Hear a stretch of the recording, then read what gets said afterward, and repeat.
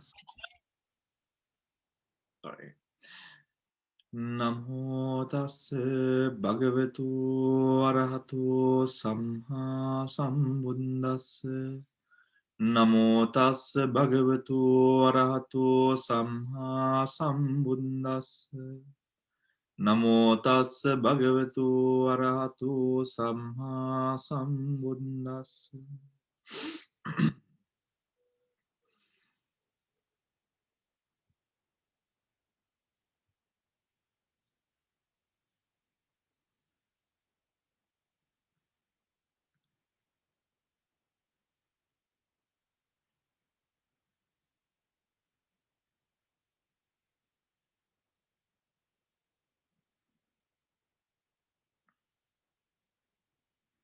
All right. We have to go through page number 108, the second paragraph, by way of roots of and consciousness, right? But to just get into context, let's start with page number 207, guide to paragraph 22. Yeah, just to get into context. Good. Dil, can you please start reading if you don't mind? You'll have to unmute yourself, please.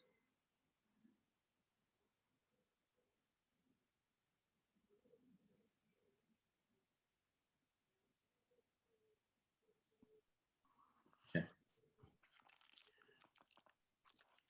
Page 207. The above passage enumerates the 10 unwholesome courses of action, the akusala karma pata. As shown, 3 are bodily, 4 are verbal, and 3 are purely mental. The first 7 courses are identified with the volition initiating an effort to accomplish the respective action. Such volition is an unwholesome karma regardless of whether or not it completes the action. But if it does reach completion of the action and achieves its aim, example, the death of the intended victim, the appropriation of another's property, etc., then it becomes a full course of action. The characteristics of a full course of action is being a karma with the potency to take on the rebirth generating role. Generally occurring through the door of the body, which is kaya dwara. In relation to action, the doors, the dwara, are the media through which karma is performed. The door of the body is bodily intimation, the kaya vaddati, a type of mind-produced material phenomenon by which a person expresses through the medium of the body a volition arisen in the mind. The expression generally occurring, which is the bahula vatito, is used because such action as killing and stealing can also be done by speech, that is by command, yet even in such cases, these actions are still considered bodily karma. Example, Venerable Moggallana in his past birth got assassins to kill his father, isn't it? Yeah. Please continue. The door speech, the vacha dwara, similarly denotes vocal intimation, the vachi vinnati, the mind-originated material phenomenon by means of which volition is expressed verbally. Though such actions as forced speech, etc., may also be done bodily, i.e., by writing or by hand signals, because their main medium of execution is the door of speech. They are still considered verbal karma. Covetousness, etc. The last 3 courses of action generally occur only in the mind without reaching intentional expression through body or speech. Such action is said to occur through the mind door, the manodwara, which Here is a collective designation for consciousness in its entirety. Covetousness, which is abhijja, is a mental factor of greed, arisen as the wish to acquire another person's property. Even though greed arises for another's property, it does not become a full course of action unless one gives rise to the wish to take possession of the property. Ill will, vyapada, is a mental factor of hatred, which becomes a full course of action when it arises with the wish that another being meets with harm and affliction. Dil, one moment, please. If I might recall, in the Milinda Panya, what we know, the question which was asked by Venerable Nagasena. Venerable Nagasena, right? Venerable Nagasena. Yes, Venerable Nagasena. Is it the known unwholesome which is worse, or is it the unknown doing of unwholesome? The answer to which was, Great King, if you are given a rod of iron and you are asked to hold on to this rod of iron, what you do not know is that this rod of iron is red hot, right? If you do not know that this rod of iron is red hot, would you touch it without any hesitation, or would you touch it with hesitation? And the king said, Bhante, I would touch it without any hesitation. Catching hold of this iron rod is not a big thing for me, right? Just so, Great King, the unwholesome that you do not know that you are committing is much, much more greater than the unwholesome that you commit with knowledge. Do you understand? Right? Coming from that, when we often commit unwholesome, sometimes we are ourselves deluded by the reasoning of our actions. The popular book Vanchaka Dhamma of Renukane Chandabimala Swamin Wahanse is wholly on that fact, isn't it? Masquerading factors. These masquerading factors are the fact that one does not know that this is wrong. Oneself is masqueraded by one's mind to think that the intention is good, but truly the intention is wrong. Right? So what does this do? What this does is whatever karmas which are now done are much, much more stronger than usual karmas that you do with knowledge. Why? Because of the sense of blindness and delusion in the mind.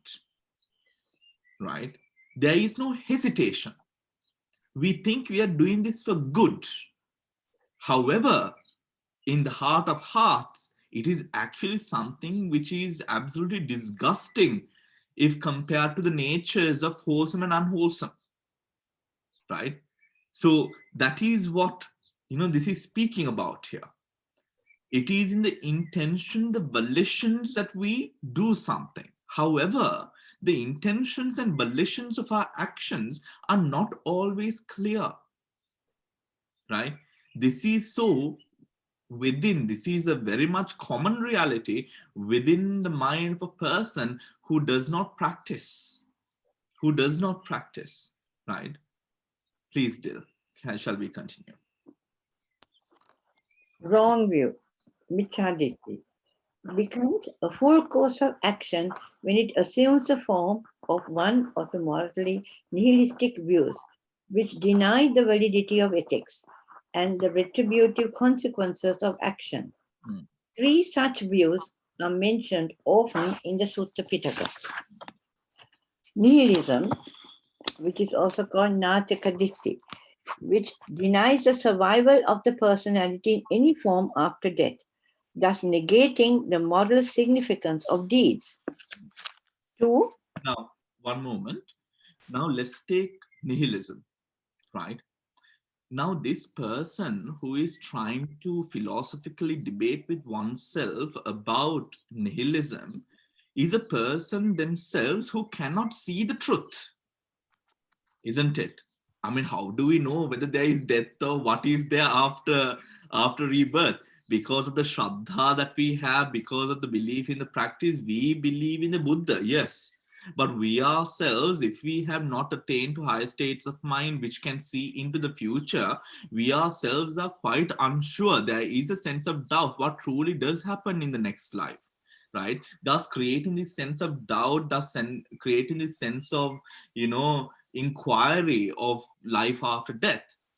But the difference between us and them is the fact that we are prepared to have an open mind. These beings who can be classed as Michadittika are beings who do not have an open mind whatsoever. Do you understand the point that I'm trying to make? Right?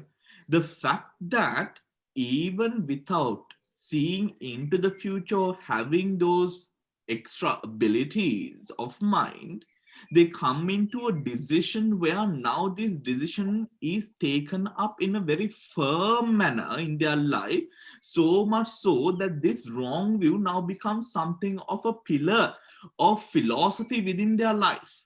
But this is not a conclusion that they have arrived to after sort of seeing something in the future. The difference between us and them is the fact that yes, we don't know exactly. We have Shraddha upon the Buddha's teachings and all of that, right? But we are prepared to have an openness of mind to explore, to question. That aspect within a person with unwholesome mind, that is no longer there. People who live within this unwholesome state of mind lose that sense of openness. It is not a factor. It is not a gift or available within the mind of a person who always works within the unwholesome, right? Rather, it is so in a mind of a person who has or tries to develop that which is wholesome. Okay? Is my point clear? Bhante, can I ask something, please? Go ahead, please. Right. Bhante, I know what you're trying to say, because these people that, not that they can see that there is nothing after when you die, but they are unable to even consider that fact. But I was thinking, Bhante, now I hope you don't mind, but say you, Bhante, right? You were not born with the idea that there was going to be all this, because you're born to another faith. Why most of us here have been born in the faith, and from the very beginning, that is what we have heard. So for us, the reason why we were born to this faith, I'm asking you, is it because in previous births we have also been in a similar faith, and therefore because of the answers and everything went, and the Chuttasitters and everything that crosses over, that therefore for us, we were born to parents who thought like that, and therefore it was easy. And for you, Bhante, even though you were born to another faith, that in previous births, obviously you have progressed far more than we have, because you, in a very young age itself, you gave. So can you say that it is because your mind after birth, suddenly, because it's so unwholesome, that therefore they are unable to even consider the fact that, that there is nothing called nihilism? Or is it something to do that in samsaric lives, that they have always, for many lives before that, that they have not really had that opportunity of hearing the Buddha, or even if they heard, they were so deluded that they couldn't accept it, and therefore it's more difficult for them now that they had it, and they suddenly are so unwholesome, and therefore they are. I just wondered. For us it's very easy, because that's all we have heard. We never had. Yeah. The reason I'm telling you this is because I remember Dalai Lama once saying that he had, there was I think it was an Eastern European, Polish lady who had got converted, and she was a very good practicing Buddhist, and she really led an exemplary life and progressed very far. And then she got old or got illness, and she was going to die. And suddenly these years of being conditioned by the Catholic Church of that, if you don't believe in, I don't know, Christ or Virgin Mary, whatever the religion says, that you will go to perpetual damnation, was so strong that despite years of practice now with the Dalai Lama, she grew, and her terror was so terrible before dying, that he felt great compassion for it. And after that, he explained and said that he tells people that whatever your religion is, that if you're happy with it, because all religions at the core are having the same kind of thing, be happy with it, because otherwise, that it can become a problem. But what did you say to that? Well, I think we might have had strong inclinations of the past leading to whatever the practice that we are following today. However, um, these cases are very complex. It is very difficult to give a straightforward answer, because sometimes you find people who are within these sorts of faith, or even Buddhism. You find it is people who have truly sometimes gone into Buddhism who also come out in the wrong way, right? And there are so many examples like that as well. For example, the gentleman, the Vendall gentleman, who you might know. I mean, was it Vendall? Yeah, it is Vendall. Who is an absolute. Who is an absolute Micha Ditika, and no one allows him to talk on their radio channel. So, because he is wealthy, he started his own radio channel to talk about his views. It's quite funny. Right? And I don't know if you guys have listened to him, right? I don't think that there is a right, correct, I mean, straightforward answer for this. I think the complexities of our sansaric journey um, sometimes sort of makes us do things that is completely irrational. For example, I remember there was a Pao devotee, a Singaporean Chinese lady, and she was so devoted to Pao Sayadaw. And in Pauk, Maine, which is in Molomian, in where I was, she was the person who had donated the most amount of monks' dwellings single-handedly. Right, she was so devoted to Pauk Sayadaw. But something, she didn't like a certain thing, or she was more sort of into sort of the Amisa side, that one day she decided, oh no, I'm going to become Mahayana and do all these pujas and all of this, completely. And most of these people from the Mahayana tradition are also at Pauk. There was another guy, another Singaporean, and he was also very sort of taken up by Pauk Sayadaw, and such a great donor of the center. And for him, one of the reasons that he found Pauk a little bit difficult to follow in the long term is because the monks were vegetarian, right? And he didn't like this fact. Right. I mean, he put everything else aside, all the practice, the Dhamma, everything else aside, and he took this sort of small aspect of the practice. So, something that we chose practice. And he made that a reason for him to come out of that practice and sort of not to be engaged with Buddhism any longer. We really, sometimes even we take, some people get married to the most wonderful people, the most wonderful people who are so kind at heart, who do not cheat, who do not even dare look at another person, but their personalities are such where they make an irrational decision where they just destroy the whole thing, where they absolutely destroy the whole thing. And we just can't, us outsiders looking at this horror, we think, what the hell is going on in that man or woman's mind? Because I mean, it was such a lovely, nice duo, right? And they make this very irrational sort of choice or decision, or come into an understanding about, you see, I think there are so many complexities in our life that it is so difficult to sort of answer straightforward what it is. And that, I think, like, for example, I mentioned yesterday about PTSD and complex PTSD. I mean, you take cases of complex PTSD, almost all of us have some sort of symptom of complex PTSD, right? If you take the 12 sort of signs of complex PTSD within a person, I think almost all of, I'm sure I have a few as well, and it's so complex, our lives. And I don't think we can give one sort of variant decision to say this is the reason that it happens, right? We just can't. Thank you, Bhante. Thank you. So page 208.2. The inefficacy of action view, the Akiriya Ditti, which claims that deeds have no efficacy in producing results, and thus invalidates moral distinctions. And the acausality view, the ahetuka, which states that there is no cause or condition for the defilement and purification of beings, that beings are defiled and purified by chance, fate, or necessity. By way of roots and consciousness. Of them, killing, harsh speech, and ill will spring from the root of hatred, sexual misconduct, covetousness, and wrong view from the root of greed. The remaining four arise from the two roots. According to the classes of consciousness, this unwholesome karma is altogether 12-fold. Guide to 23.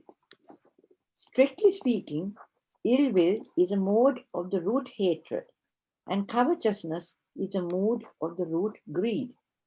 Wrong view is a mood of the Chetasika wrong view.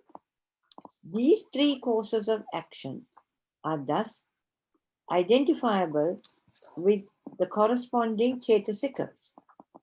The other 7 courses of action are identifiable with the Chetasika of volition, Chetana, arisen along with the unwholesome roots.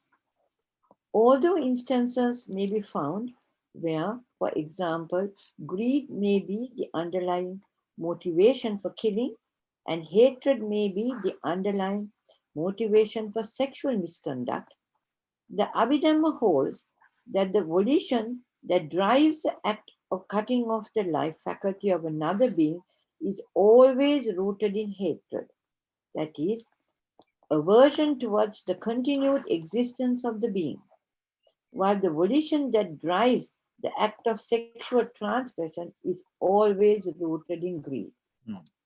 That is, desire to enjoy sexual pleasure with the illicit partner. The volition during the other 4 acts, stealing, lying, slandering, and frivolous talk, may be accompanied by either greed or hatred.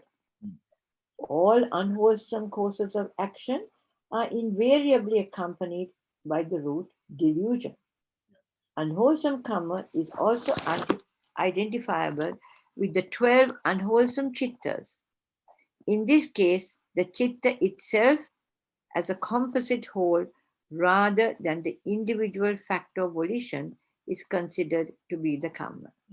When we speak about the aspect of restlessness, which is a part of the unwholesome universals of a consciousness, restlessness also sort of has this aspect of creating restlessness in the sense of stabilizing within an object, right?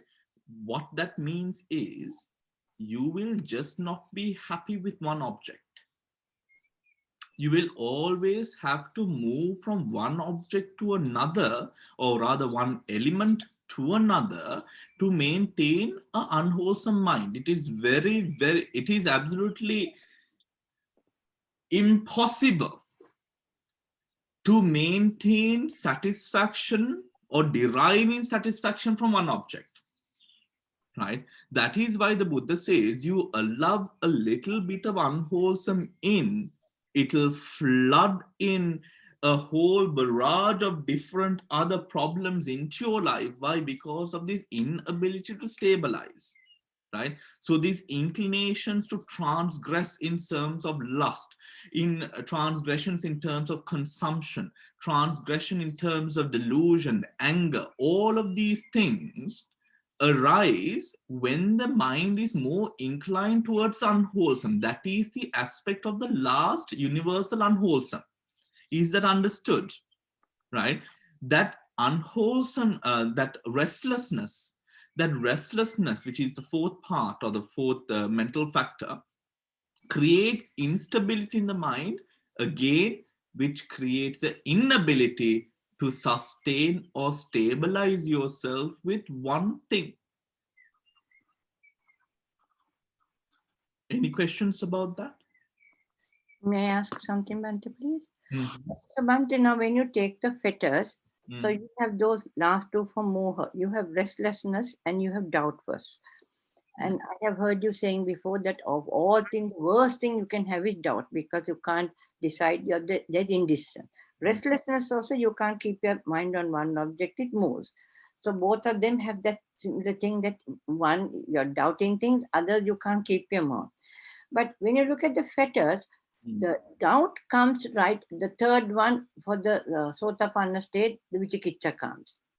But to get restlessness, Uddacha, you have to come right down to the ninth one. So it's only in that one, and when you're going to become a non-returner, that that you know, an arahant, the last one that gets cut off. So when you look at it like that, in your progress in sainthood, the restlessness seems to be much more difficult to achieve, because in Sotapanna you are rector doubt, and yet Bhante, you say that doubt is the worst thing to have. They're both similar. And also that if you have the doubt as the moha, you can have only the root of moha. But I think this paragraph explained that if you have greed or covetousness or hatred, you can't have greed and hatred together. But any one of these, because of this restless nature, has got greed and moha, and it has got. So that is well explained in this. But why do you say that doubt is the worst when doubt goes off in Sotapanna and restlessness comes off only here? Yeah. The thing is, when we talk about, for example, something like Niyatamitya Dushtika, a mind of such as a mind which is or which has reached such a state cannot be in any way compared to a person's mind which is in the journey or path towards enlightenment, right? It is a comparison which is just not fair, right? Which is just not fair, because the attributes of an enlightened being is completely different, and the mentality of such a being is also completely different. Remember that even if a person is on the doorway to Sotapanna, not attained, but even in the at the doorway of Sotapanna, even those attributes are completely different and rather profoundly enlightening compared to a being who lives a normal mundane life or lives a life with the influxes of the unwholesome. That is why in comparison we don't compare the two, because it can't be compared, right? So when it comes to saying that Netamitya Dushrika is the worst unwholesome factor that can arise, or the Vichikiccha, or the sense of doubt, this is because the doubt whilst the restlessness, of course, restlessness must support doubt for the doubt to be sort of, what it is. However, the main start of that sort of malignant virus of the mind is doubt, right? Without that sense of doubt, restlessness would be rather weak, right?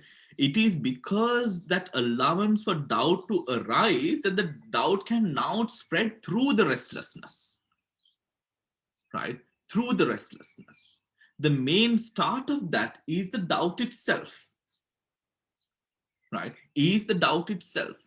The further support that comes into doubt is restlessness, not the other way around, right? Not the other way around. Because restlessness as an entity does, it only destabilizes. So even within a wholesome, it can destabilize, right? But where it really takes a grip is where it has doubt to support, because then you have something to destabilize and derail you from whatever path which is there. There now the restlessness becomes much more stronger, right? It becomes much more stronger in that aspect, right?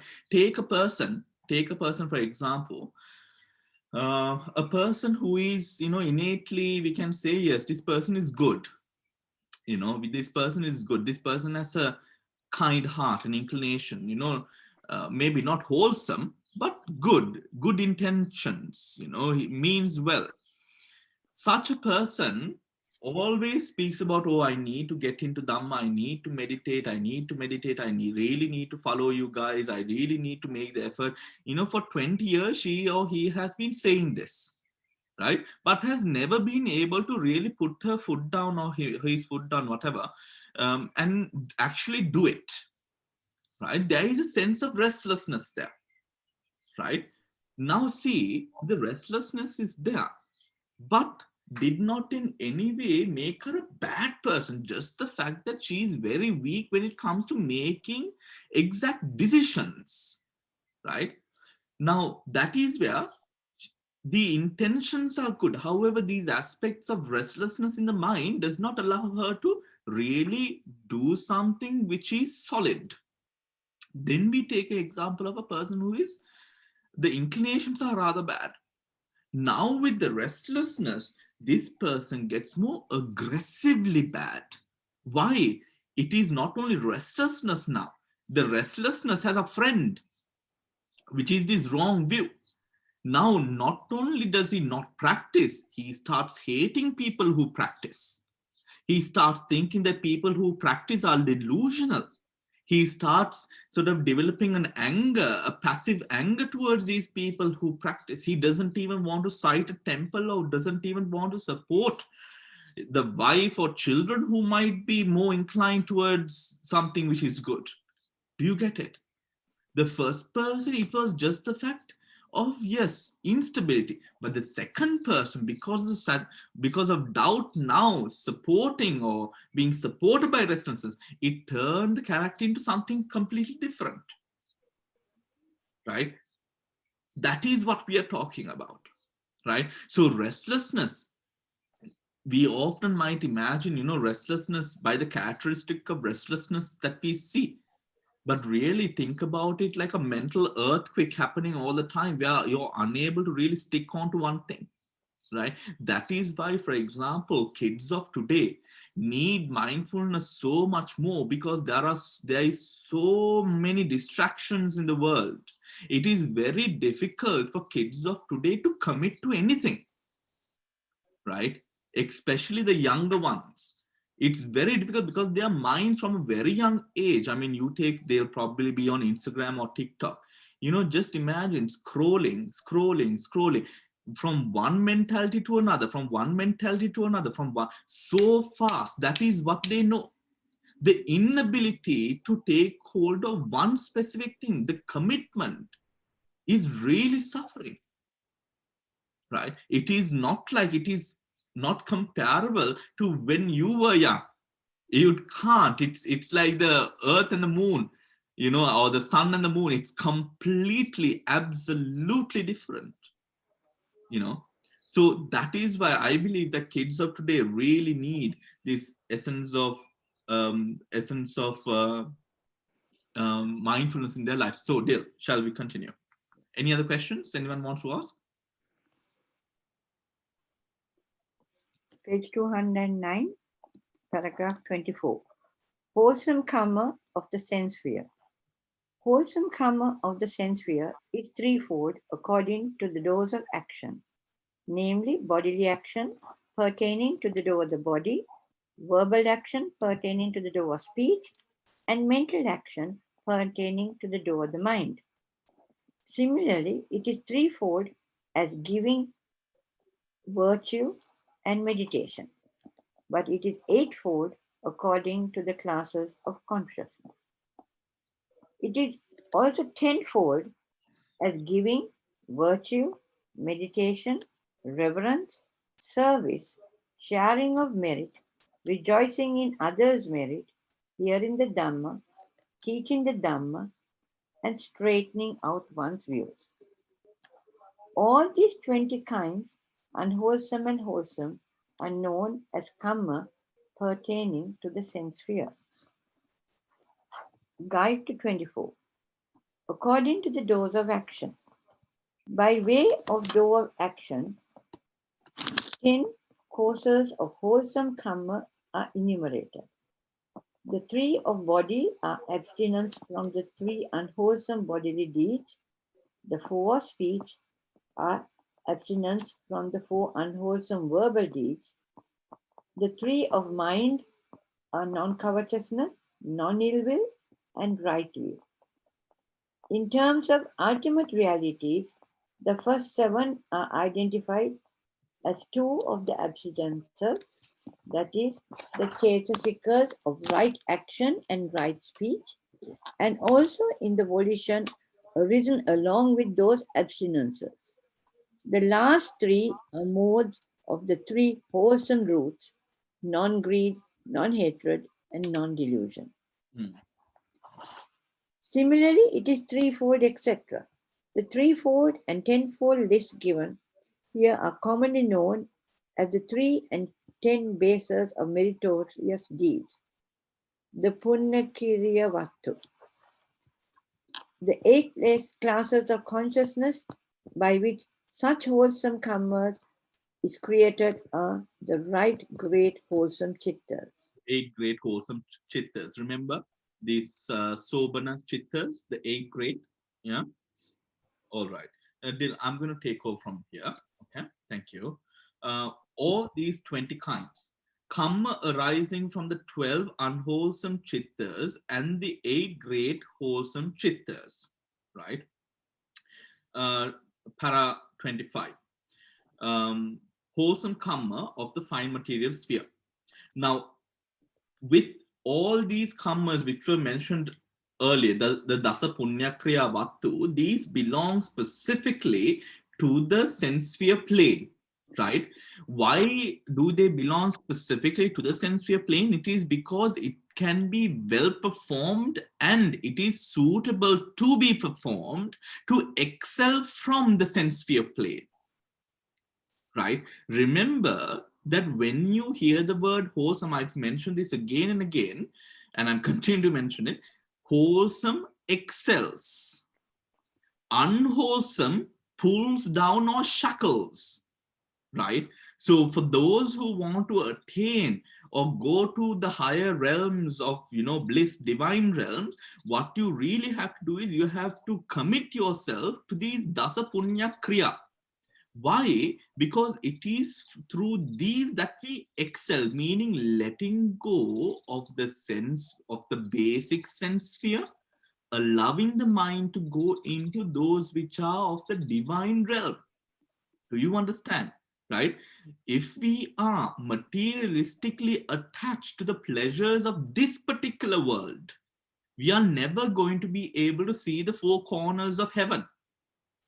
It is impossible. Why? Our minds are not there. Our minds are here, right? These Dasa Punya Kriya are those factors which helps us to excel this world. And when done properly, also help us in letting go this world so that we are able to focus on, for some, heaven, for others, the supramundane path and practice. Do you understand? Right? Now, para 25, wholesome karma of the fine material sphere. Wholesome karma of the fine material sphere is purely mental action. It consists in meditation that has reached absorption and is fivefold by distinction of the jhana factors, right? And has reached absorption and is fivefold by distinction of the jhana factors. Remember that within these planes it is said that what these beings even consume is the pleasure of these jhanic attainments, that they sort of, the happiness that they sort of cultivate through the practice. This is what feeds their being in this plane, right? Then we have wholesome karma of the immaterial sphere. So too, wholesome karma of the immaterial sphere is purely mental action. It consists in meditation that has reached absorption and is fourfold by distinction of the object. Now, to reinforce what I have just mentioned about the Dasa Punya Kriya, in each world that we live in, or rather plane that we live in, whether it is the Kamaloka, the Rupaloka, or Arupaloka, what we do best is cling, right? Do not assume that these beings who are within the fine material sphere or the immaterial sphere might be all doing the meditation because they think that this is going to reach or help them reach a further enlightenment as exactly taught by the Buddha. No, that is not so. Remember that these planes were in existence far before the Buddhas themselves, right? These planes were in existence far before the Buddhas themselves. What they essentially cling on to these planes, for example, we cling on to material. We are quite petty in that way, right?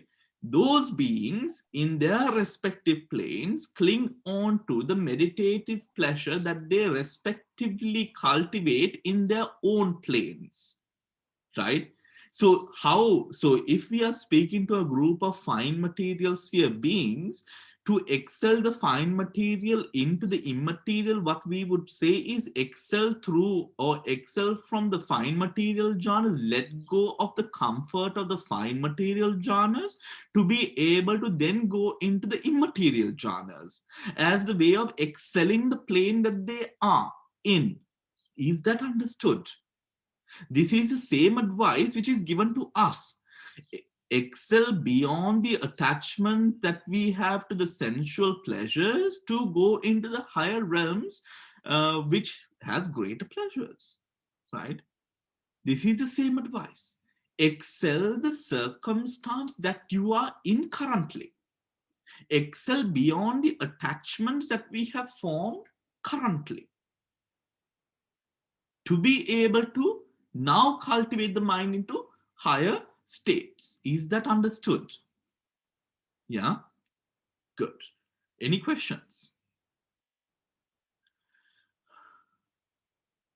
Okay. Bhante, the fine material fifth jhana is the same as the immaterial jhanas? It is said that the fine material jhanas are a further extension of the fifth jhana, right? That it is a further extension of the fifth jhana, not for any other reason, but being the fact that the fine material or immaterial jhanas exist with the same jhana factors that the fifth jhana exists with. Yeah, upekha and ekagata, isn't it? Right? Upekha and ekagata. Does that answer the question, Noeli? So yes, that does say so. Yes, Mala. Bhante, you just said you have to do the Dasa Punya Kriya and excel so that you can go to the higher realms, like fine material and immaterial. But our aim shouldn't be going to the higher realms. We should be aiming at Nibbana. Yeah. We don't have to go to the higher realms to do that, do we? Not at all. But what we were speaking of is the importance of the fact of excelling, not growing comfortable with what we have. That was perspective. That is the important part to understand, which is kusala. Kusala will automatically place you in a position that you excel, right? Because remember, now these are very subtle forms. People often talk about wanting to get rid of suffering rather than actually practicing what will lead to getting rid of the suffering, right? So that attachment to the suffering of the moment becomes now a hindrance to the path itself. In such a fine, minute level that we often even do not, we might say, this person may sasara kalkirlama inne meya, right? But in actuality, that is not insight. That is just again akusala, the friction, passive aggression towards a circumstance. You don't find Arahant sort of complaining in that same way about the world. No, they understand what reality is. They are not deluded. They are awakened to this fact. They don't find a reason of complaining because they have already now been able to attain and transgress that state, right? So it is the clear point that I wanted to make is the fact that to excel beyond this world, you must let go what is of this world. Right? Even if some people, because some people, they have the inclinations, you know, to go to the heavens and then sort of attain from there and to go to the, you know, people have different ways of practice that they want to sort of go upon, right? Even the Buddha as a bodhisattva, he in some at some levels of or in certain jatakas, there are jatakas where he does something which is good. He wishes for great wealth in the future, for to be able to do and support the spiritual community further, where he would be able to develop paramis to now further his agenda of attaining enlightenment, right? Within the Vibhanga, it says, reaching or wishing for these comforts of the material world is not always unwholesome driven, right? Is not always unwholesome driven, right? For example, a very mundane but very viable example is a mother or a father, parents who work really hard to sort of give all the comforts that they possibly can to their children, right? If done with a proper mind, this is not attachment, but rather this is more a parami guna, a perfection of qualities, because why the intended person who you want to give comfort to are the offspring, the kids, the children, to be able to have a better upbringing, a more comfortable upbringing than you already might have had a good upbringing, but you want to give the best. You know, so in the Vibhanga, it clearly states that wishing for material gain is not necessarily that which is necessary, does not have to necessarily be unwholesome driven. It can be wholesome driven, just as taking the example of the Buddha, right? But yes, in our inclinations, we should always aim for Nibbana, but an honest person, Nibbana should come about with an honest mind. It is not a must-do thing, right? Or else we are fooling ourselves, right? Because a person who makes the right determination is a person who is honestly able to wish upon Nibbana. Do I personally believe that all these Buddhists who go to the Poya Sil programs, you know, in Sri Lanka, flocking and, you know, to these temples on Poya Day, and who say, you know, Nivan Dakewa, and they're singing these kavis, that all of them actually want to? No, for sure not. They are fighting over the Polsambola Hoddi, Polsambol and the Hodda, right? You know, this is what happens in temple. These people do not want, they don't know what Nibbana is. You know, just like Hamdru actually said in the morning very correctly, you know, people do not want to attain Nibbana. To attain Nibbana, look, this is the most purest thought that can arise within a human person. It is the most pure thought ever. For a person to master the courage and the components of mind to arouse this sort of thought, it is not easy, right? When you think, okay, do I want to, if you think to yourself, do I honestly want to attain Nibbana? If you have any doubts in mind, that is not a pure sort of, that is not to say that this is akusala, but that is not a true determination for Nibbana. Then that is why we make certain changes in our life to bring ourselves to a place where we now understand the importance of Nibbana, slowly, gently, right?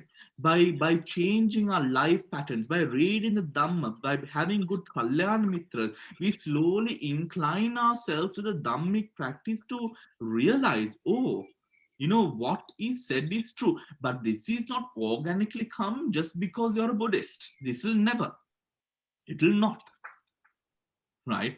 And most of the people who without a practice might be hoping for Nibbana, you know, I mean, every Tom, Dick and Harry, and, you know, sometimes, I mean, you know, I mean, wishing for Nibbana, all these politicians, and on their funeral posters, Nibansu Atlabeva, my gosh, Nibansu Aneme, Mokadda, let them be able to be reborn as humans again, because they are all going to hell, right?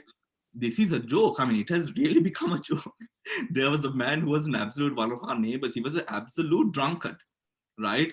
I mean, so much so that because their house was right next to us, and my room was closest to their house, because I would have to get up in the morning because he would be drinking and he would be shouting at the maids and all of that, you know.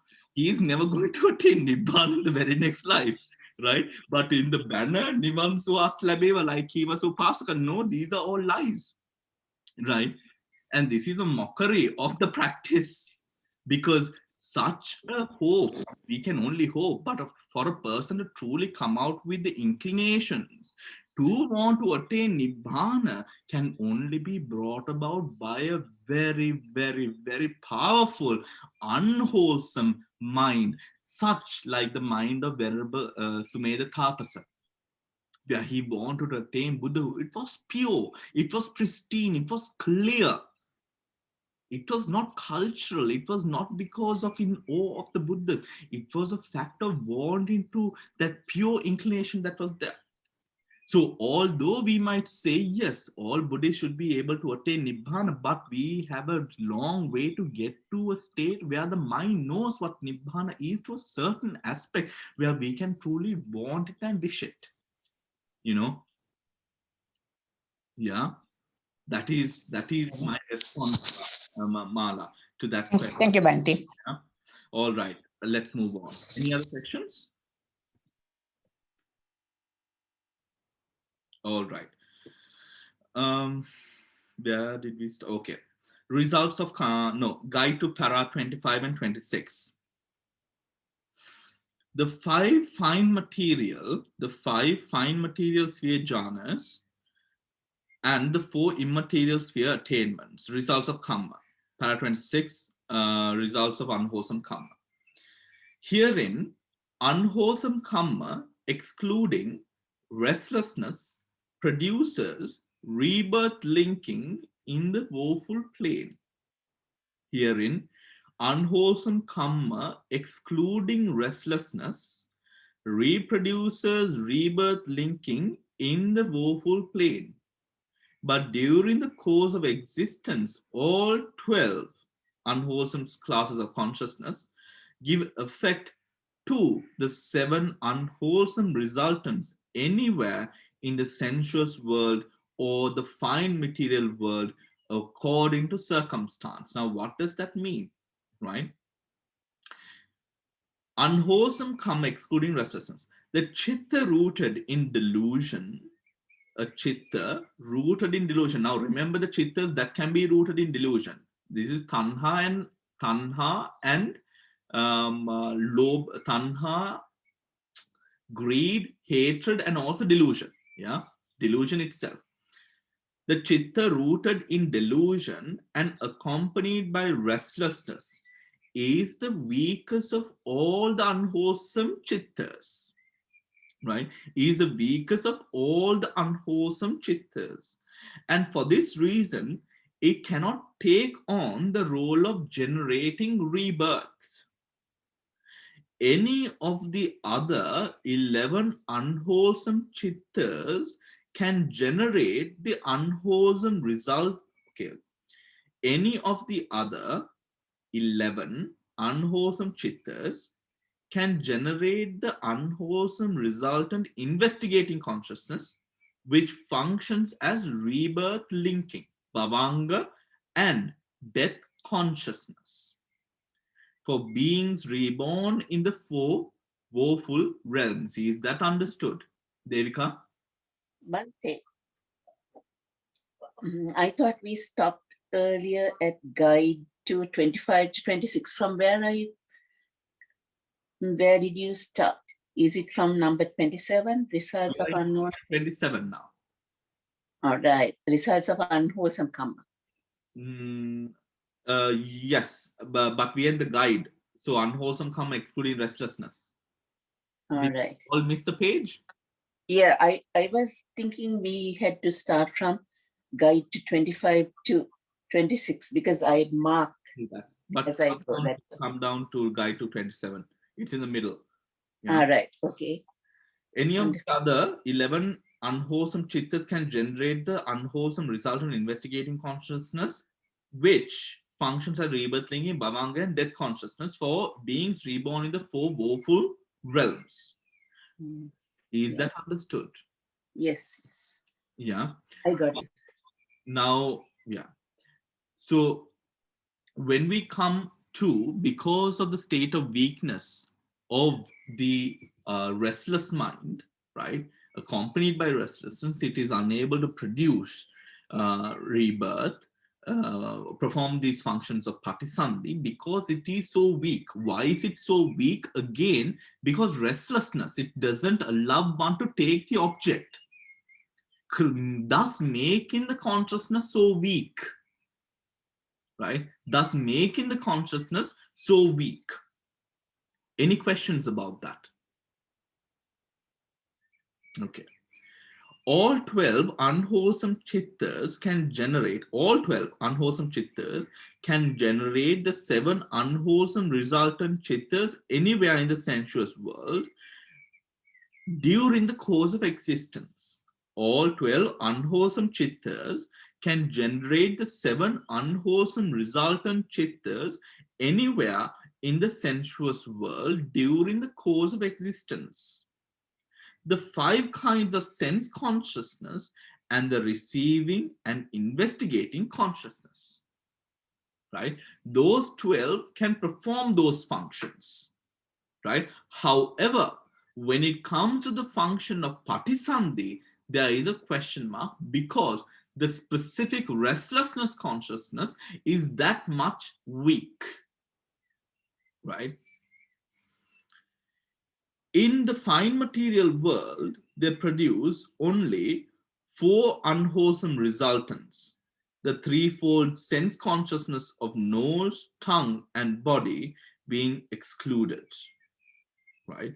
In the fine material world, they produce only 4 unwholesome resultants, the 3 sense consciousness of nose, tongue, and body being excluded. We already know why that is, isn't it? Right? Moving on. Any questions?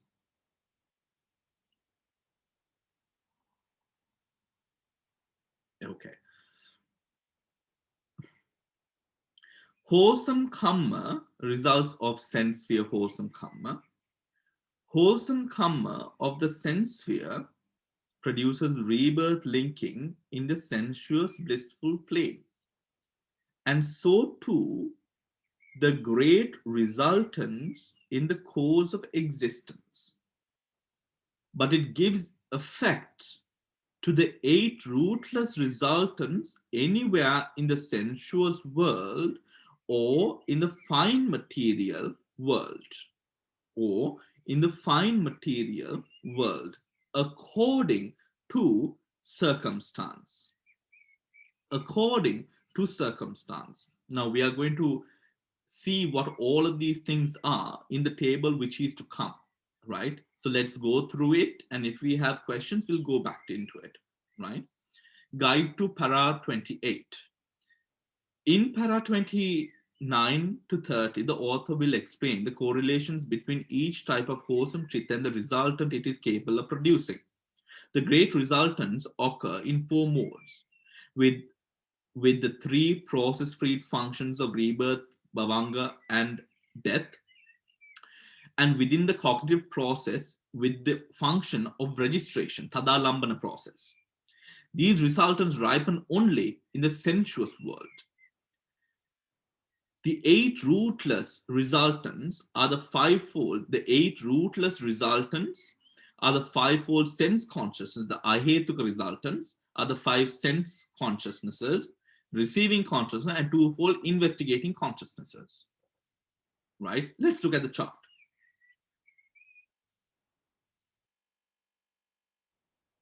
Now,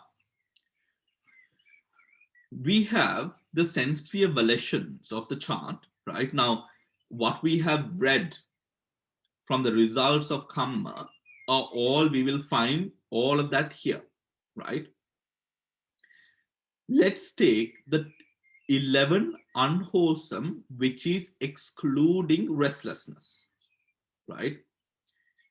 this can produce at rebirth, right? At rebirth, it can produce or give rise to the processes of bhavang, rebirth linking, patisandhi and bhavanga, right? And it creates its result in the four woeful realms, right? Four woeful realms. The way by which it gives its result. Now, this is important, and this is what you might not have understood whilst you read it.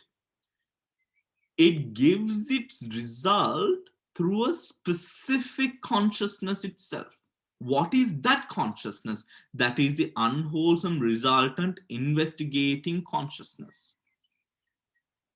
Do you understand? Right? Now, when we are producing, or when, remember, can we remind, Noeline, can you remind all of us the 19 Patisandhi Chittas?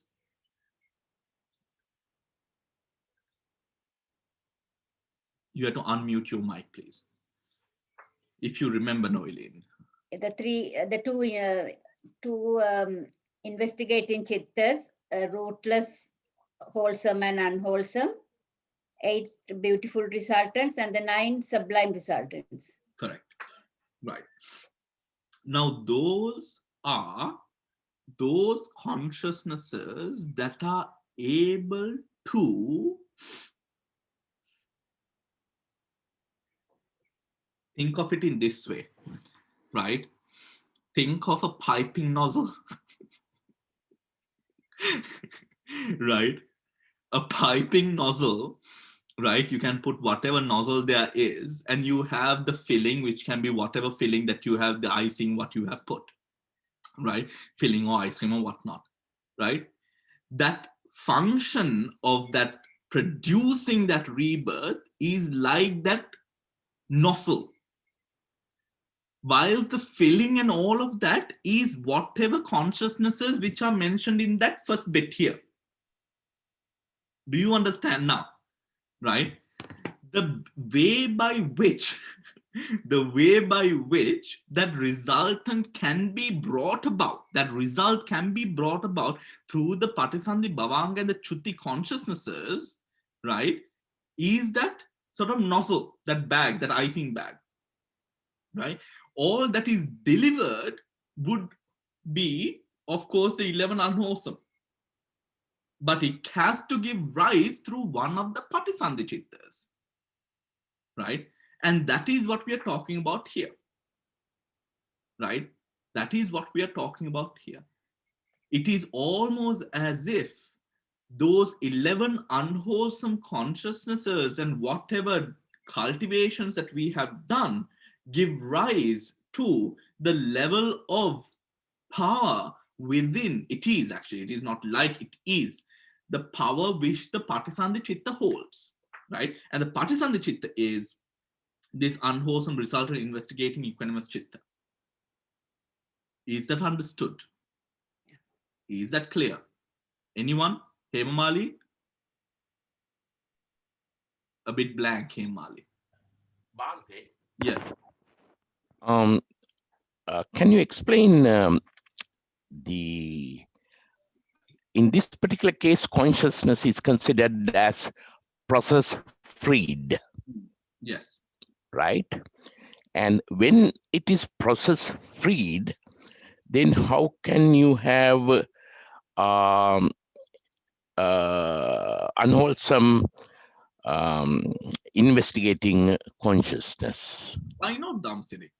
Because here, Yeah. the unwholesome investigating consciousness that we are having is that which produces the karmic rebirth within the realms. Okay. Right? So it is itself also process freed. Yes, it is. Yeah. Okay. Yeah. That's exactly I wanted to ask actually. Self-process.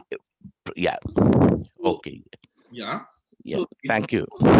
Acts in the, because remember, these group of consciousnesses or practices has to take you to a certain place. You will never be reborn in the Chaturmarajika plane, having dosa mula chittas working in your mind during the time of death, isn't it? We know that. We don't need further explanation for that, right? If you're having tanha rooted or greed rooted consciousnesses, you will go to a certain place. You won't go to the divine realms, right? For that action to be fulfilled, we need something to make that connection. That connection is made by this unwholesome investigation consciousness, which is process freed. Thank you, Bhante. Yeah. Which is process, it translates, because that bridge must be made. Think of it in this way, right? Now, when you would go to, let's say, when you're traveling around, let's say you're going on a trip which requires you to go off-road, right? Now, if you are going off-road, you won't be taking your BMW or Mercedes-Benz, no. You'll probably you'll take your Range Rover, or you'll hire a Range Rover, or you'll take some off-road car. Yeah. Isn't it? You won't. Yeah. See, for that transition to be made, you need the proper vehicle. Yeah. Because that vehicle is going to take you to that destination. Yeah. Right? That is what this purpose is. Is that understood? Hey, Mali, you have unmuted yourself. Yeah, Bhante, what I'm asking is, out of 19 chittas, only one is unwholesome. Is it? Is it only one? Which Only one. That is Santirana. Santirana. Yeah, only one. No? So out of 19, only one is unwholesome. That means 18 wholesome. Well, is it correct? Well, yes. I mean, if you take the sublime, these are, but we don't take it in that way. This is how it happened. These are vehicles, right? The wholesomeness that we have, yes, that consciousness that arises might be corresponding with that specific section of wholesome or unwholesome. However, what these essentially do is, let's say, again, another vehicle. When banks transport money, right? They will transport gold, reserves, money, whatever it is which is transported. They will have the security. They will have, that is the way that they will transport it. These aspects of the Patisandhi 19 is that transportation, that sort of bridging which happens from one destination to the other, connecting that gap. For that connection to be made, you have to have the right vehicle. The vehicle is this. The vehicle is this, right? For example, if you're going, if you are to go to specifics of a commander mess or something, maybe in this country or even in Sri Lanka, right? Usually what they would do is they will send you a vehicle to go in, because it's easier. They will not check it, because it is already cleared by the security and all of that, right? You see again, it is the vehicle that is required to enter into that specific location. What we have done in our life, in our entirety, now let's say, now we have karma nimitta and gati nimitta, right? These three, whatever that arises, translates or can translate into where we are going to attain rebirth, right? This is a result of life practice, let's say. Now, for example, if we are going to the fine material sphere, that is a result of our life practice. All the troubles, everything that we made, it's a result of the life practice. That life, all of those chittas can't come into the dying consciousness, no. Those classes of chittas will be represented by one consciousness, suiting to your attainment. Okay. That is what the Patisandhi is. Okay. Right? That is what the Patisandhi is. With regards to the one unwholesome that we are speaking of, remember, unwholesome, weak. dependent upon the consciousnesses supporting that consciousness to arise, determines how weak. Determines how weak. Whether you will go to Avicii, whether you will go to another sort of another plane, wholly depends on what your life practice has been. How much of power, if it is a guilt-based consciousness or greed-based consciousness, which is coming, how powerful is that greed? How powerful is that hate? How powerful is that delusion? That's why they say according to circumstances. No, Bhante. Right. Okay. Thank you. Thank you. According to circumstance. Yeah. So then we see, so look at the first line, number 1. 11 unwholesome consciousnesses can arise or can not arise, can support the function of, can support, right? Not does arise, can support the function of rebirth into the 4 whole woeful realms. This arising or patisandhi is done, this patisandhi leading to arising in the 4 woeful realms happens through the one unwholesome resultant investigating equanimous consciousness. Understood? Is that clear how it happens now? Good, right? Now these we are talking specifically, remember the word which is on top of the table, karma and karma resultant, right? So when in colloquial language, when you say me karmayai, this is my karma, we often refer to these resultants. But in actuality, we have to refer to this first part of the table, the left side of the table, right? That is what karma is, right? So now moving on to the second one, 12 unwholesome. The 12 unwholesome category can arise during life, right? During life. And why? Because they arise during life, it can arise in the sensuous sphere plane, right? Sensuous sphere plane and the fine material sphere plane, right? And the fine material sphere plane, right? And through what modes or mediums can they arise?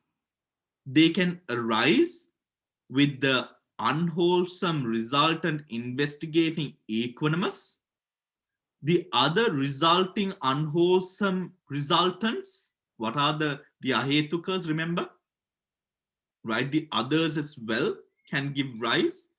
In total, we have, if it is a sensuous sphere, all which arises in a sensuous sphere, it is 7.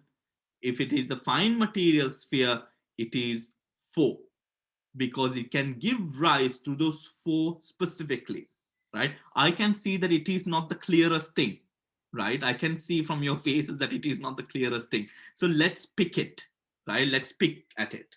Now, do you want to, we'll go from the second one to avoid any boredom, yeah? Let's go from the second one. 12 unwholesome. The reason that we are taking now, in the first one, we've taken 12 unwholesome, 11 unwholesome without restlessness. Why we take the 12 completely is to denote the fact that these arise within or during life.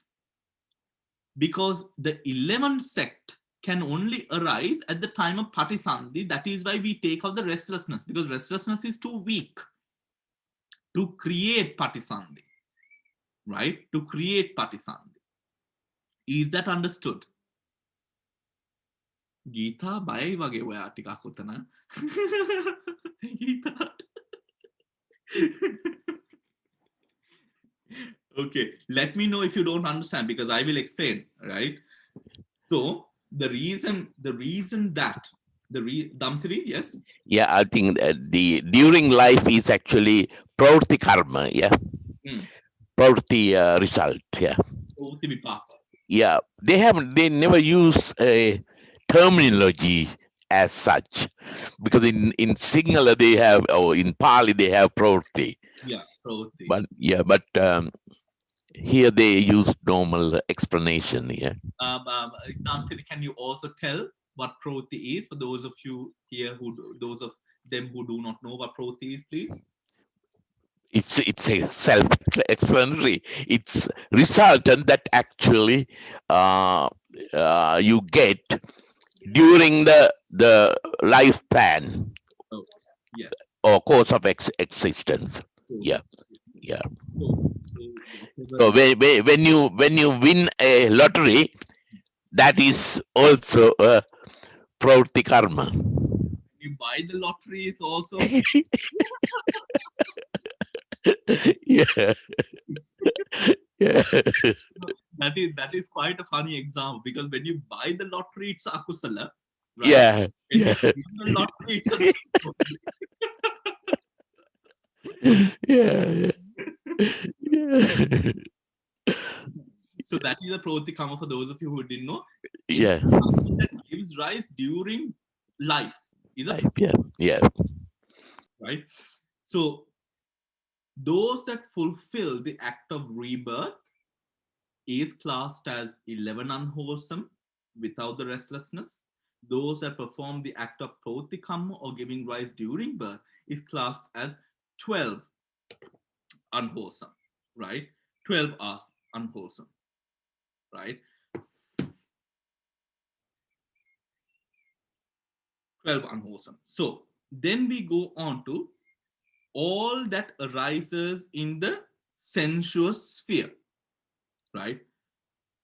During life, pravritti karma, of course, for us, it gives rise during the sensuous sphere, isn't it? Right? That is what it is referring to. 11. How did this 11 come about? Can anyone explain? How did this 11 come about?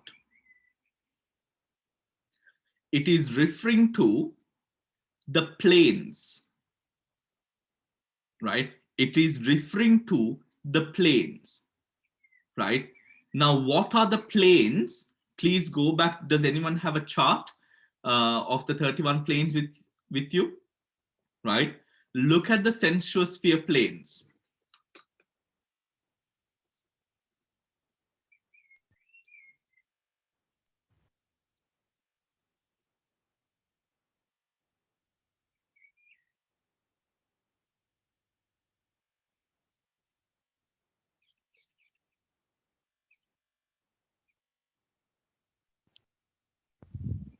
Shall I read it?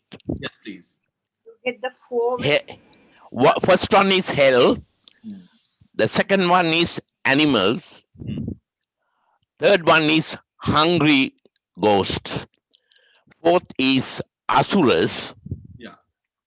And fifth is human beings. Sixth, devas of four great kings. Seventh, 33 gods. Yes. Tautisa Deva. Havatu. And yeah, Tavantisa, yeah. And the eighth one is Yamadeva. Ninth is contented devas, Tusita Deva. 10th is devas delighting in creation. Yes. That is, Paranimita Vasavatti.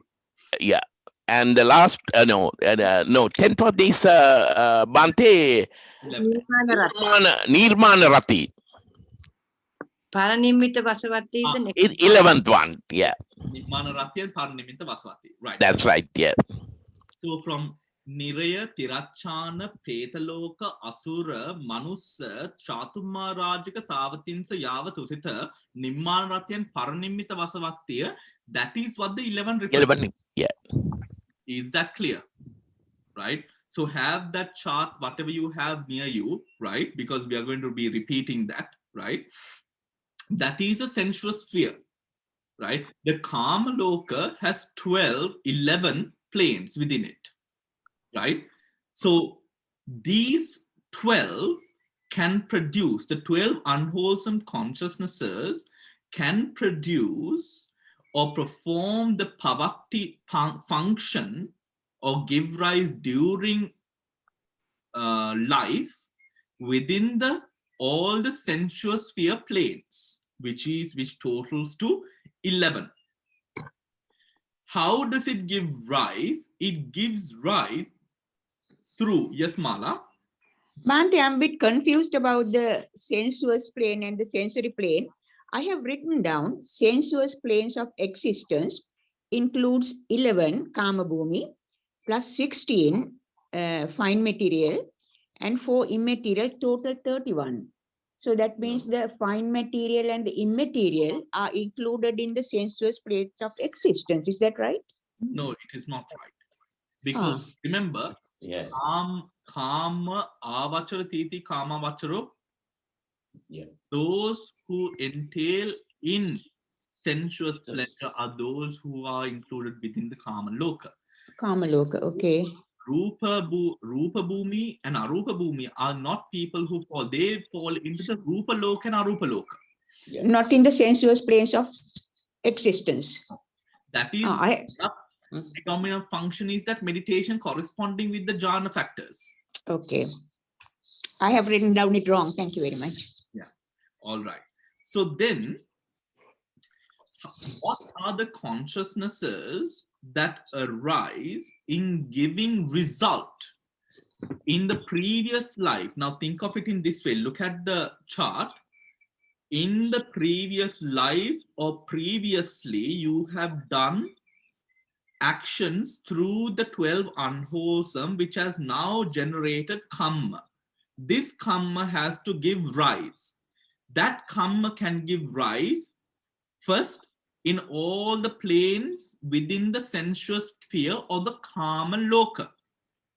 It can give rise through 7 specific consciousnesses, right? 7 specific consciousnesses. The first one being the unwholesome resultant investigating consciousness. It can give rise through this consciousness, right? Then we have the other resultants, unwholesome resultants, right? They have separately shown it, right? Now, in this case, they have shown it all together. They're saying that all the unwholesome resultant, rootless, unwholesome resultant consciousnesses perform this function of delivering the results of unwholesome produced previously. Is that understood? Right? Is that understood? Do not be confused on the fact that unwholesome resultant investigating and other resultants have been shown separately. This is only to facilitate the chart, right? To make it more practical to read. But in reality, when they have merged those areas together with regards to sensuous sphere, all 11, we see the 7 there. This is talking about all of the 7 rootless, resultant, unwholesome consciousnesses. Okay. Is that understood? There is no differentiation. They are clearly just saying all the rootless, unwholesome, resultant consciousnesses deliver this karma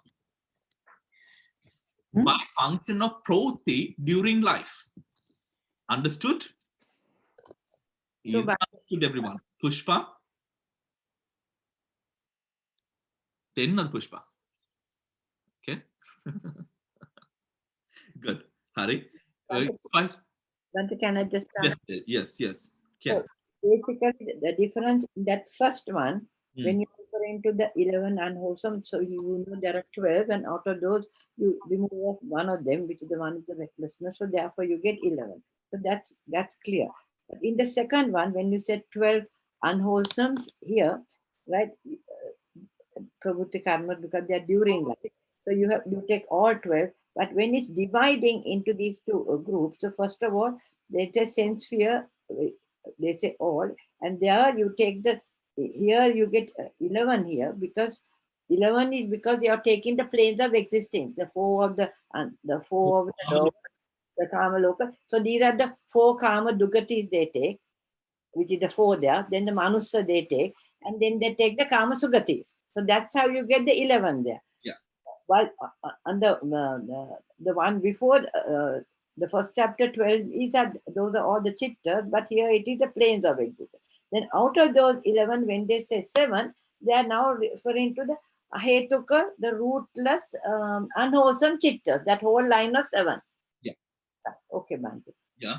So they can, those 7 are that, I mean, if you remember the 89, 121 chart, there is no other consciousness that can deliver resultants of unwholesome than these 7.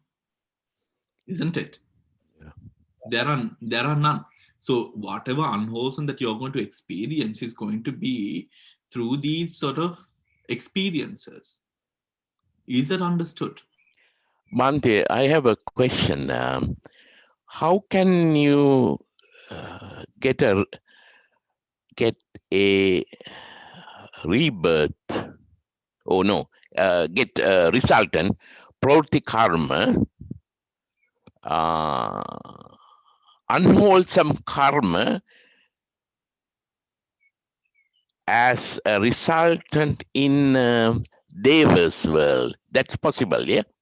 Yes. Hey, they Okay. would. Yeah, okay. Huh? Yeah. Yeah. Yeah. When they are in trouble, that means that's because of the unwholesome. Yeah. They're also fighting for stuff, you know. Yeah. Thank you. Yeah. Those will be the asuras in the lower deva worlds, who are always titans who are fighting.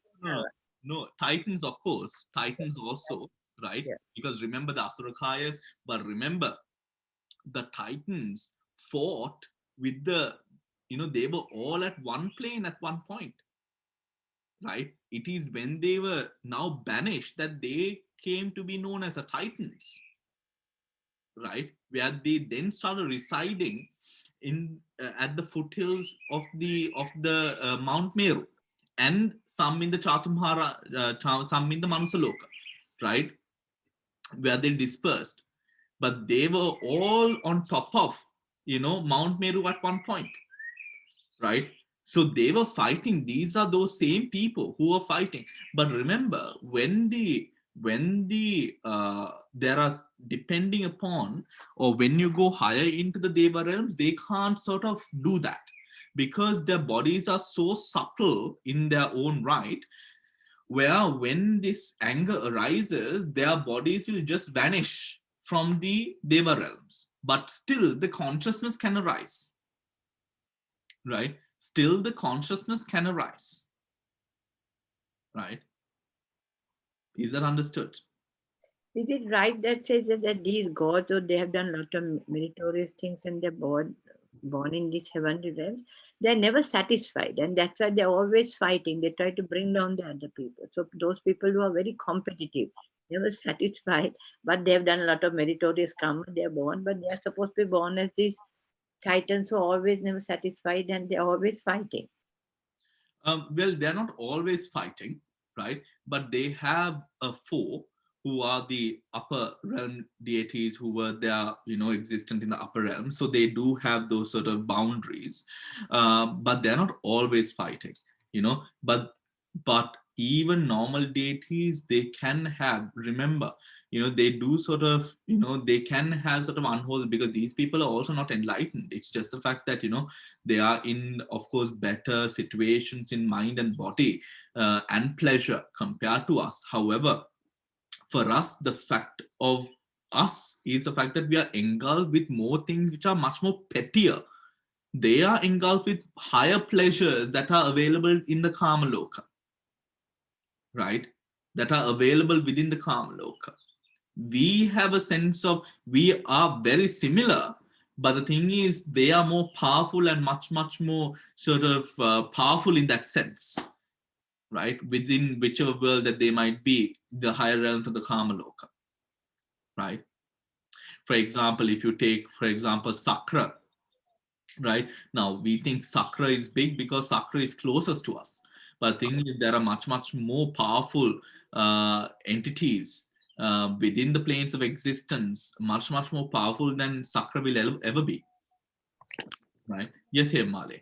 But Bhante, they can't do wholesome deeds, no? The gods. They depend on our merit. Is it? Not specifically. No. They can't do wholesome things, no? They can do wholesome things. They can? Ah, okay. They can do wholesome. Then, And Swaminahansa, Yeah. in these planes, those are short-lived planes, isn't it? These Deva, I had to, in this sense sphere plane, like aren't they short-lived? I mean, they come down. In comparison to us, of Yes. course, right? Uh-huh. However, as the planes excel, going higher on the ladder, the planes are much more long compared to what we experience for sure. Right? What we experience for sure. And I think there are also a lot of questions to, the state of affairs that the world is facing at the moment. And, people are questioning, why this is happening. And just to remind you that according to the Abhidhamma Sutta, what the Buddha has referred to is that this is the millennium of demise. Oh, I see. Right? So everything from values to health to everything will reduce to, up until the time that we sort of say 10 years of age, right? Before it starts getting better. So we are, as a world, according to Buddhism, we are going through that age demise. And, something that always surprises me is, for example, I mean, I remember when I was 10, 11, 12, and, we were quite, small made and sort of really tiny. You take boys and girls now, they are like 18-year-olds, 19, 20-year-olds sometimes. Their bodies are quite big, even if they're sort of 11, 12, even Sri Lankans, are the same. They're quite sort of big made and sort of, so it's kind of, when I see them sort of being so young at age, but still sort of big bodies, like grown men and women, it just reminds me of the Abhidhamma Sutta again and again, where it is said by the age of 10, they will be performing functions performed by usual adults that we would consider adults of a mature age. So yes, so with regards to time, we are in a time of demise where health and everything sort of is reducing to a great extent, great extent. So it is time today, right? This part in specific is quite important, right? And you might be wondering, anywhere that there are numbers, I say that it is very important. Yes. That's a part I don't like much, Bhante. I'm listening. Yeah. If there are numbers and if there's a chart, I say this is very important. Otherwise, it's interesting to listen to. No, but we have to, these numbers now is not like when we studied the first chapter, right? When we first started studying, these numbers mean something. Right? Yeah, should be, yes. Should be, yes. But Bhante, one more, may I ask one small question? Yeah. Now, why do we transfer merit to the gods? Because when we transfer, remember that there are gods of manas as well. The Chaturmarajika, the Ishta Devatas, the Rukha Devatas, the Bummata Devatas. Bummata means those who live dependent upon the earth. Right? So there are deities all around us as well. And these are weaker deities who are part of that whole Bummata cluster. When you say Bummata, the word means? Bum means being. Bhumya. Sorry. Bum means earth. Bhumya, right. Yeah. Bhumya. Those beings who live dependent or grounded within the earth, right? Through the earth, right? So on trees, Ishta Devatas, all these are specifically the beings that we actually share merits with. Yeah. So, otherwise, they are dependent on our merits? Not really, man. No? Why are we giving them merits then?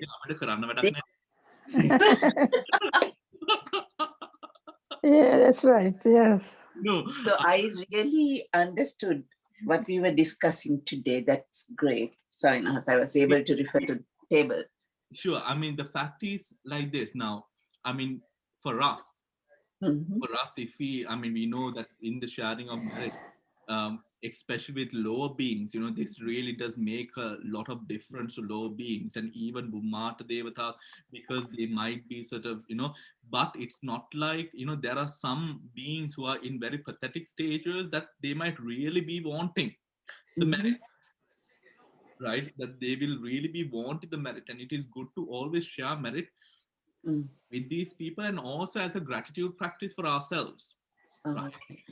But when we go higher upon the ladders, when we go higher upon the ladder of the deities, they are not expecting our merit. You know, they are not expecting our merit, but of course we can share with them. We can do it as a practice, right? We can do it as a practice. We can do it as a practice. Yeah. Yeah. But do we by giving merit, transferring merit, does it mean that we get something in return from the gods? That's what they say generally. Well, if you want something, We can't. no. Bhante, there are lots of stories in the Buddha Charita where the Bhumma to Devas have helped people by giving them advice, and also they can help us in need. There are lots of stories. Absolutely. Absolutely. But the thing is, the relationship, the world, what Mahasi Sayadaw says, is that the world is not what it was during the time of the Buddha. You know, there was more purpose for deities to be close to humans those days. Those purposes are now reducing drastically because of the quality of the earth, meaning the quality of humans that live, right? So it is said, for example, deities have very strong sensitive sensors. They're very sensitive, and because of the immorality of the world, they find it very difficult to live amongst humans. It is not like the time of the Buddha, right?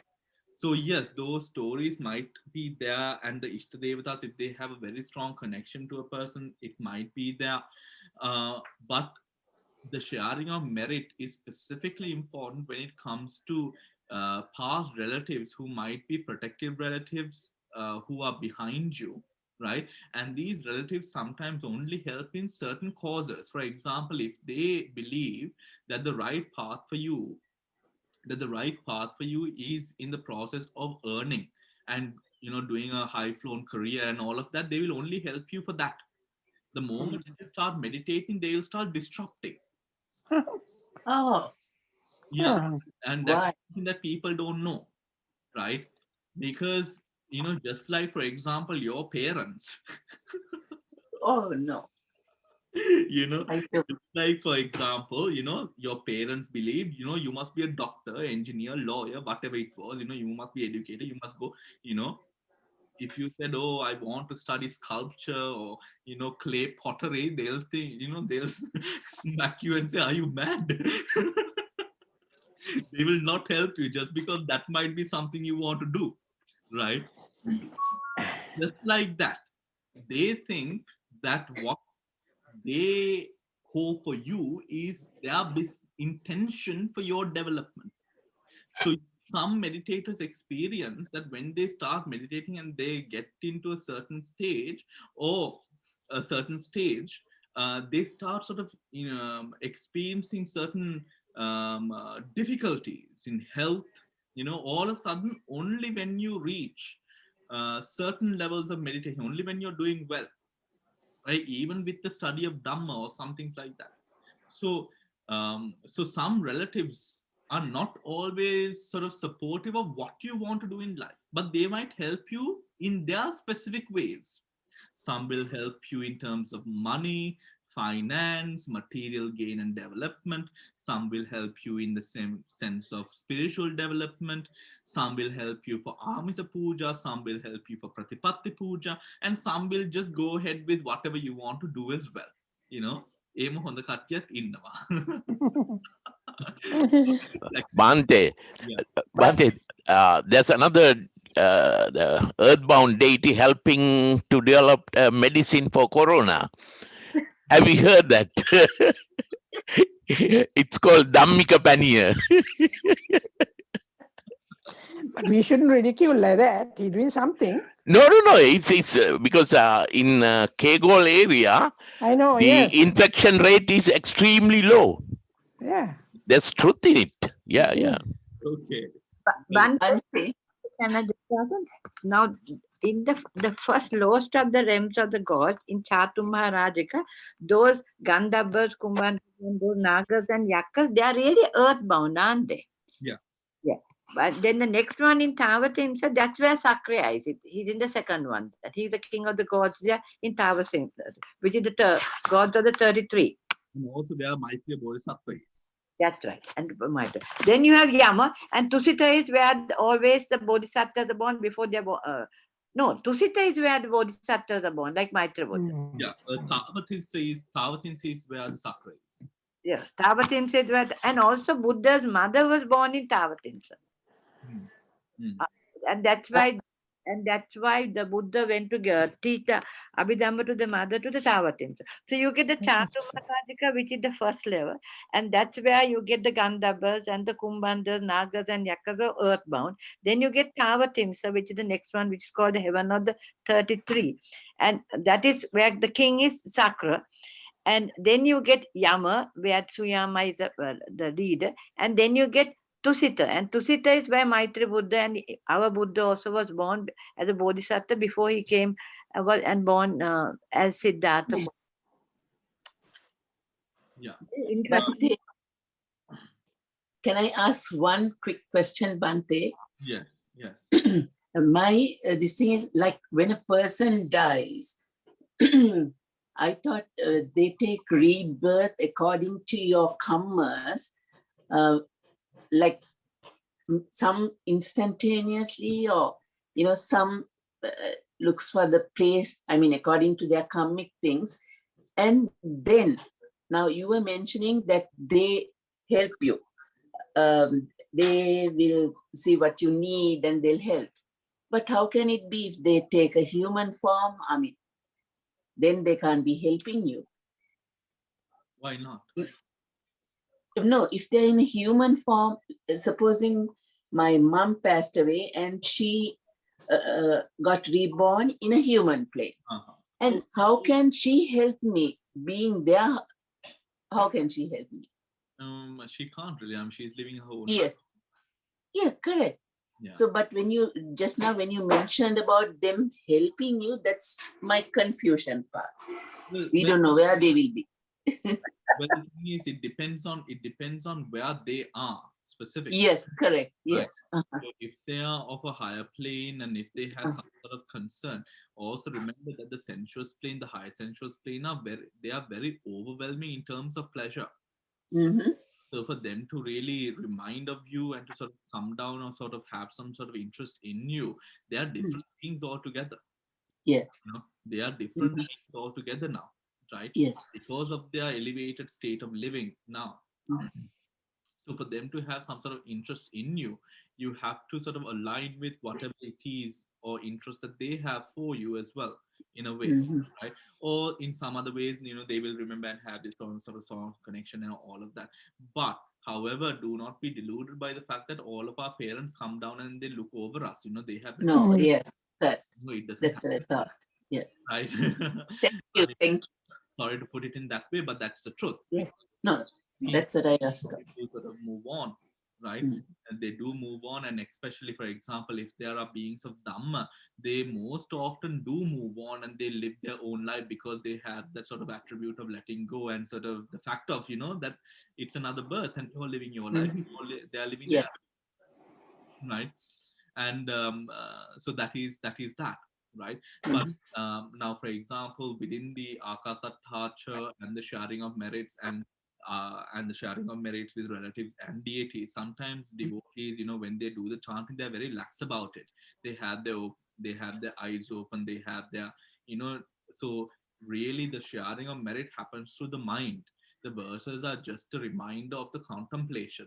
So when we do share the merits, we must really bring ourselves to a state of awareness and awareness about the action that we are just performing. So you sitting around or looking around or being sort of, is not going to sort of really be fulfilling the purpose of sharing merit, right? It's not going to fulfill the purpose of sharing merit. And often now, something that I have personally seen as a Buddhist monk and having gone to all of these dhanas is a factor. Sometimes, you throw very big dhanas and, all of that, which is amazing, which is absolutely amazing. However, with the bigger the dana gets, the more distracted you are. The bigger the dana gets, the more distracted you are. There are 100 things that are, you be invited 200 people, you have to make sure that they are fed, are the monks sort of served. All of these things are good. And often if there's a lot going on, and at the moment of sharing merit, at the moment of really it's difficult for us to maintain yon sumanskara sometimes, because there's so much of stuff going on. It's the event, isn't it? I mean, sometimes it's so busy that the monks can't even maintain Yonisamanasikara.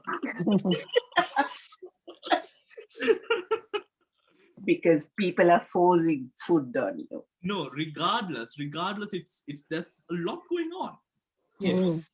Confusion. And there was this one dar that I went to in Colombo, and this person wanted to, of course, it's all about the pomp and glory and all of this in Colombo now. He lit fireworks, right? Oh my gosh. He lit fireworks and we were so confused. So confused. I mean, he wanted to welcome and give us the best warmest welcome, and he was a devoted person.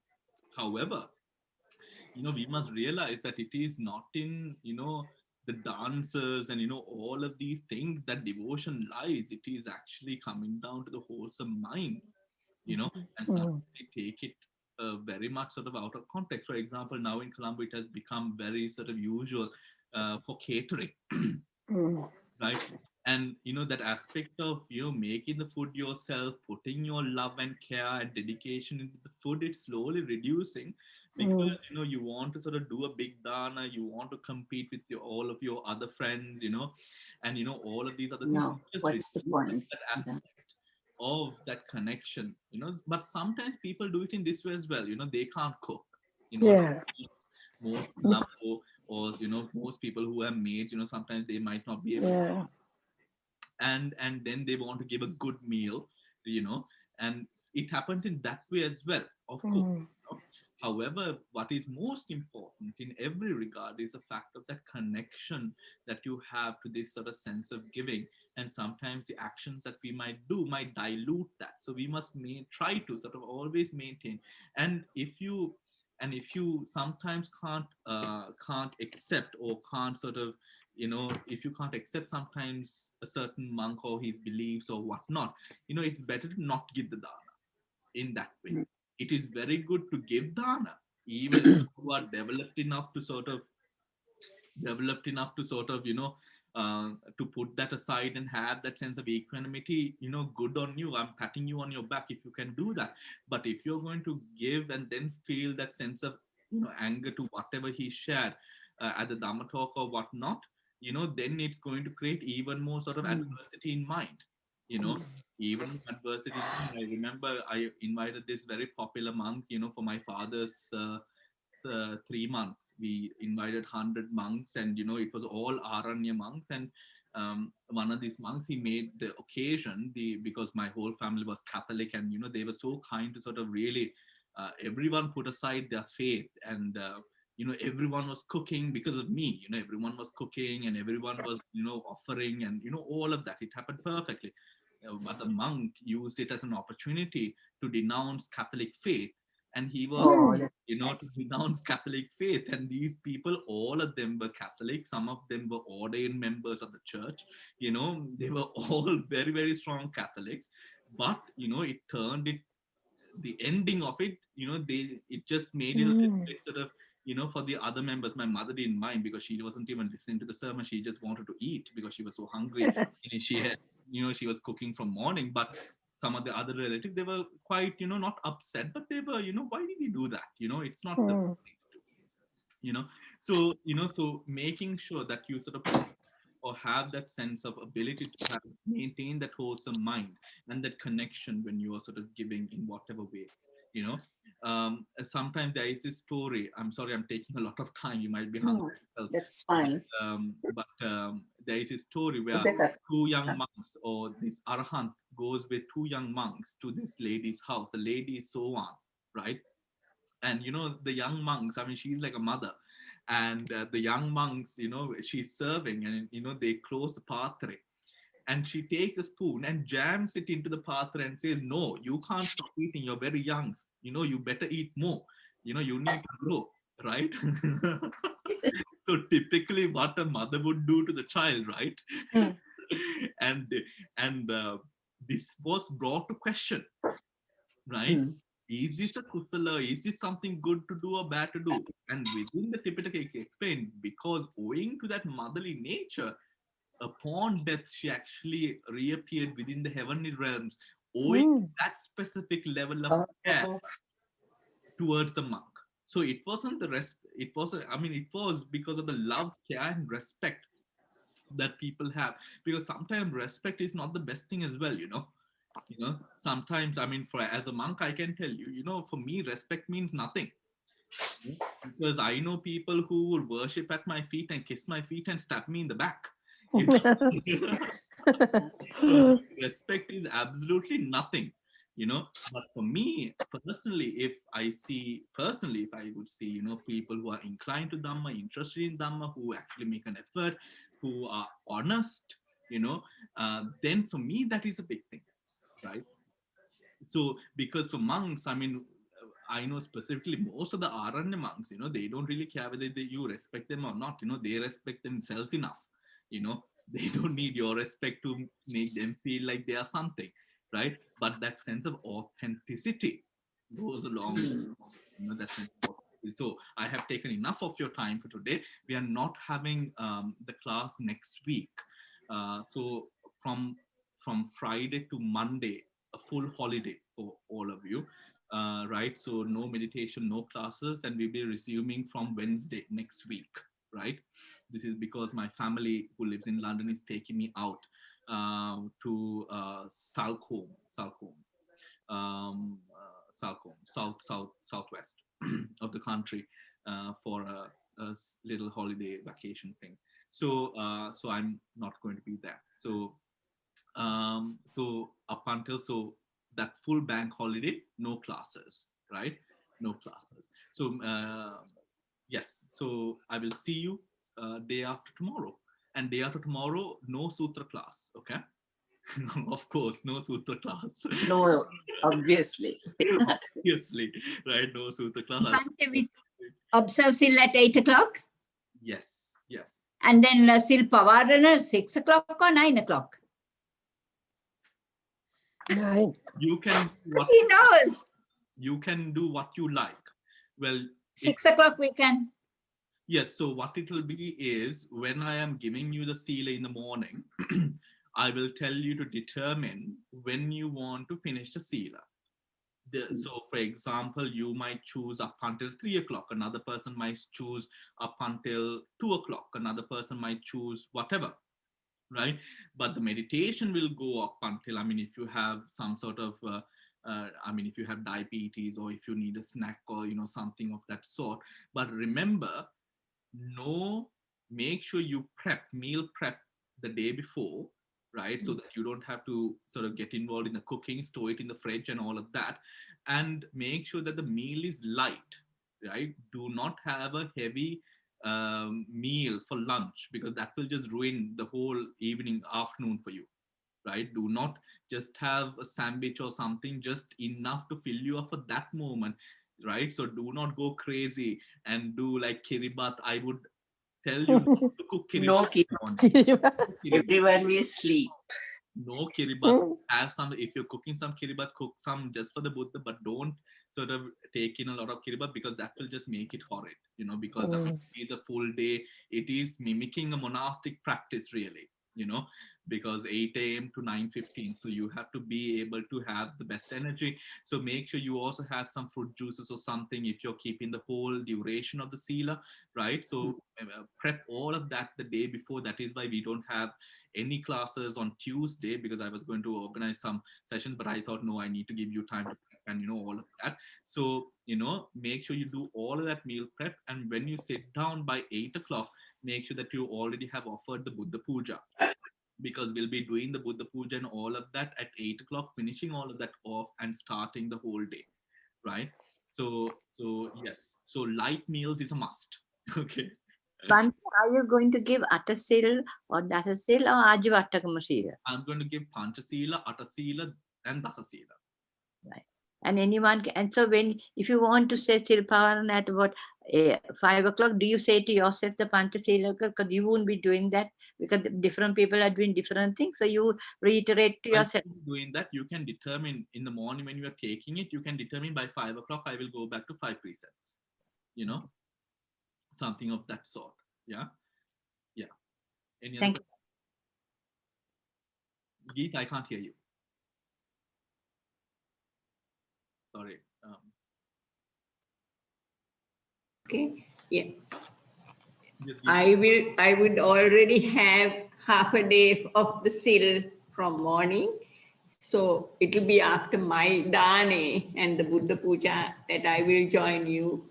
But I want to do the meditation till later. So I might.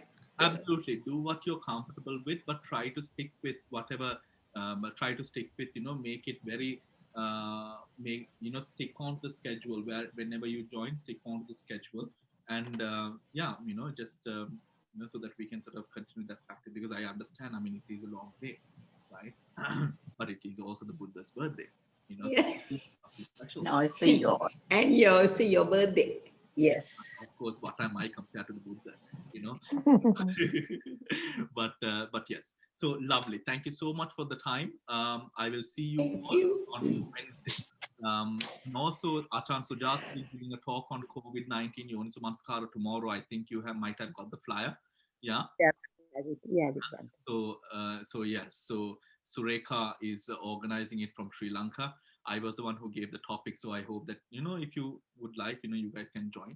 But it's about Yonisamanskara and COVID-19 mentality. So all right, take care. Goodbye. Take care. Bye. Good journey, Good Saranai.